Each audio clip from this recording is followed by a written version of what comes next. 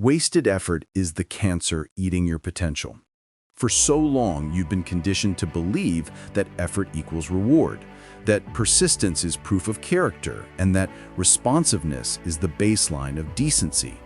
You've applied the principles of the office, hard work, punctuality, and clear communication, to the raw, primal battlefield of attraction. You've treated your phone like a clock, punching in every time she sends a notification, sending meticulously crafted, fully paragraphed, emotionally balanced texts. You think you're building connection. You think you're showing interest. What you're actually doing with every double tap and immediate response is surgically destroying the very thing you want.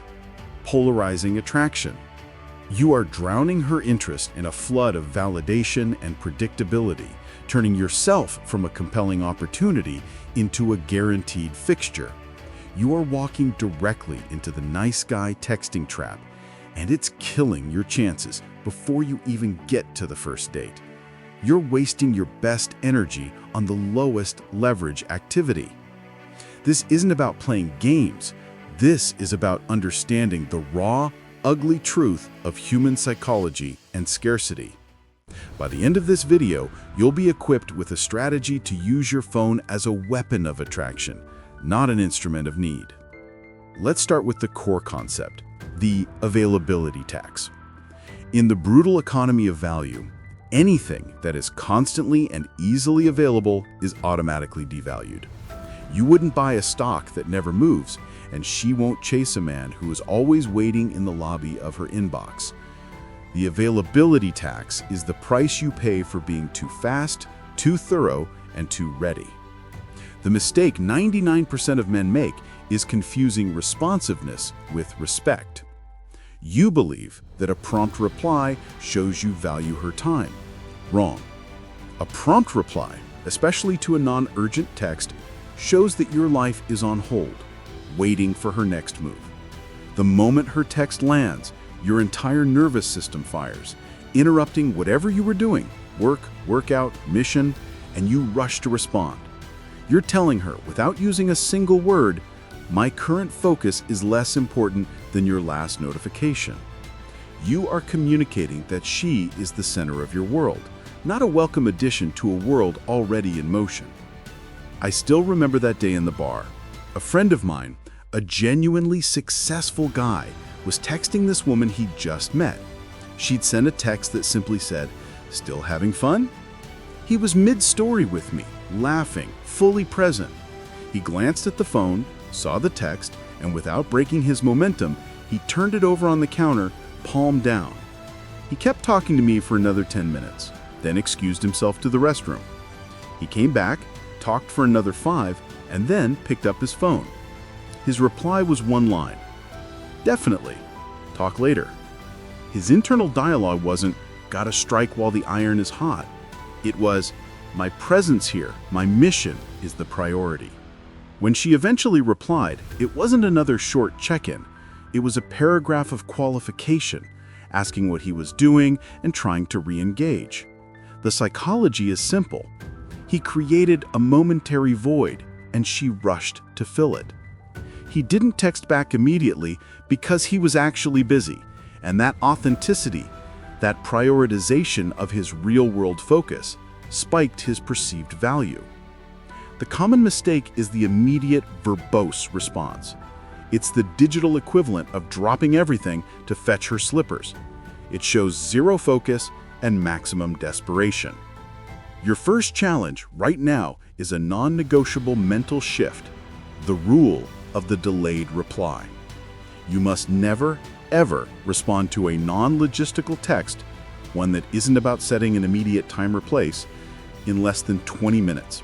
I don't care if you're literally holding the phone in your hand when the notification pops up. Put it down.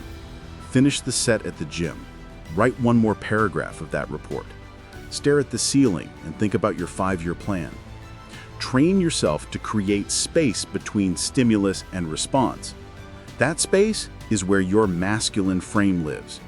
You need to starve your anxiety until it dies, replacing the immediate urge to validate her with the self-respect of focusing on your mission. You need to prove to yourself first and foremost that she is not your mission, she is the reward for your mission. When you finally do reply, your internal filter must have killed all traces of the next trap, the interrogation mindset. The interrogation mindset is the direct result of the availability tax. Since you've already devalued yourself by being too available, you now subconsciously try to overcompensate by overinvesting in the conversation's survival. This is the man who texts in question marks. How was your day? Did you get that project done? What are you doing this weekend? You think you're fostering conversation, but you're actually issuing a series of boring, low-stakes questions designed purely to prevent the thread from dying, because silence triggers your deep-seated fear of being forgotten. You're not leading, you're pleading for a conversation partner. Let's set a scene in raw reality. You just had a solid, fun first date. You text him the next day. He replies with a single line, maybe a light joke. You hear that voice in your head, gotta keep the momentum. If I don't ask a question, she won't have anything to reply to, and then she'll ghost me. So you send, "That's hilarious. What else did you get into today? And did you watch the game last night?" You've sent 2 questions in one text. What's she thinking? She sees a man who is clearly anxious, trying too hard, and treating her like a source of entertainment. You've placed the entire burden of conversational effort on her shoulders. She now feels like she's being audited. You've created a transactional dynamic where she has to qualify her existence to you by providing interesting answers. Attraction thrives on emotional peaks, not on logistical checklists. The harsh truth is, your text messages should be statements of your reality, not requests for hers. Stop asking about her day. Tell her about yours, but in a compelling, high-status way. Instead of, "What are you doing this weekend?" which is a request for her to structure the conversation, you hit her with, "Just booked a quick flight out of town for the weekend. Gonna be offline until Monday. You're gonna be bored without me, so try not to miss me too much." That text is powerful because it is a declaration of a compelling life. It's non-negotiable. It doesn't beg for a reply. It assumes her interest and simultaneously takes away her easy access to you. It uses humor to challenge her, and it uses a bold statement to create instant scarcity. The difference is the interrogation asks, "How can I keep talking to you?" The declaration assumes, "You're going to want to talk to me when I'm ready." This brings us to the second brain hack, which is the immediate countermeasure to the interrogation mindset. Eliminate the interrogative. For the next week, I forbid you from ending any text with a question mark, unless the text is a purely logistical query about a specific pre-scheduled meeting time or location. Your focus must be on injecting vibe and personality into your texts. If you want to know what she's doing, you frame it as a playful assumption or a challenge. Instead of, "What are you doing now?" you text, "I bet you're at the gym right now trying to avoid the fact that you still haven't booked that ticket for our date." You're being polarizing. You're forcing her to react to you, to your frame and to your sense of humor, instead of simply answering a sterile question. This creates friction, and friction is the engine of attraction. The nice guy operates under the false belief that vulnerability equals connection. They tell you that sharing your feelings is the key to intimacy. In the early stages of texting, this is the quickest way to dump emotional weight onto her, which she instantly perceives as neediness. The nice guy over-explains, over-apologizes, and over-clarifies every potential ambiguity. If he's slow to respond, he sends a paragraph. "So sorry, I was literally just finishing up a huge deadline at work and wanted to give you my full attention, so I held off on replying. I didn't want you to think I was ignoring you." That text is a massive flag. You're showing her you are internally insecure about her perception of you, and you're treating her like your emotional regulator. You are validating her power over your mood. The truth is, a high-value man doesn't justify his life to anyone. He doesn't apologize for being busy. He simply is. The collapse of the vulnerability myth in texting is that she doesn't need to know the why of your delay. She only needs to know the what. That you are a man of action who will eventually get back to her.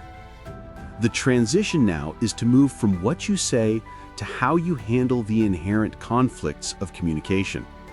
You see this play out most destructively in the fourth trap, the apology economy. She cancels the date last minute with a vague excuse. The nice guy's impulse is to absorb the discomfort and reassure her.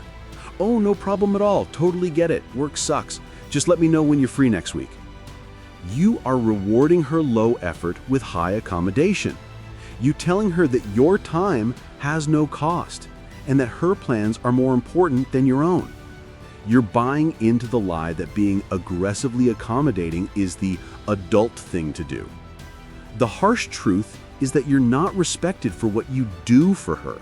You're respected for what you're unwilling to do for anyone. When she cancels, you have to contain the tension.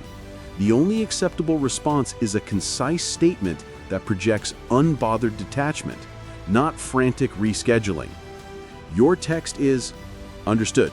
Text me when your schedule clears up." That's it. Stop typing. You have just achieved 3 things. You communicated you are unbothered.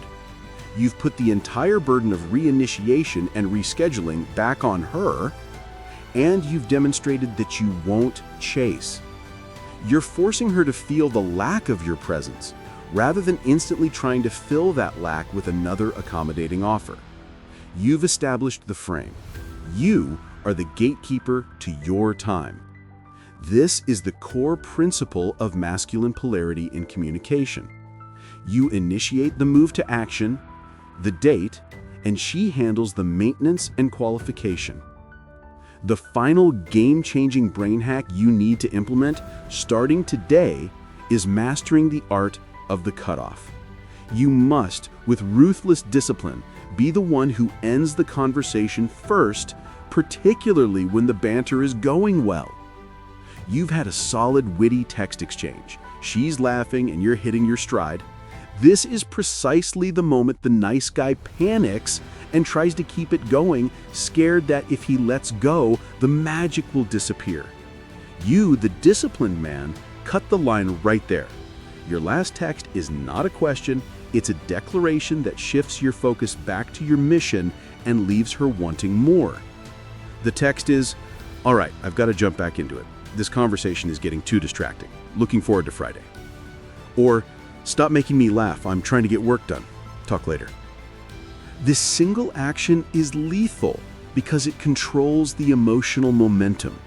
You end the interaction at the peak of positive emotion, which means the last thing she feels about you is positive anticipation and a sudden loss of fun. You force her to associate you with that emotional high, and then you deny her easy access to it. You're teaching her, through consistent action, that your attention is finite and must be earned in the real world, not consumed endlessly in a digital chat. The nice guy uses texting to feel less lonely. The confident man uses texting as a highly efficient tool to generate real-world meetings and then gets back to the business of building his life.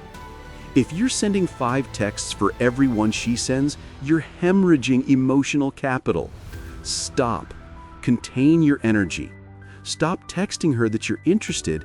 Text her the logistics of meeting up and let your actual presence be the compelling proof of your value. Your phone is a scheduling device, not a validation machine. You're not trying to become her text buddy. You're trying to become the most compelling, focused man in her orbit. The man who wins the dating game is the one who understands that attraction is not built on comfort.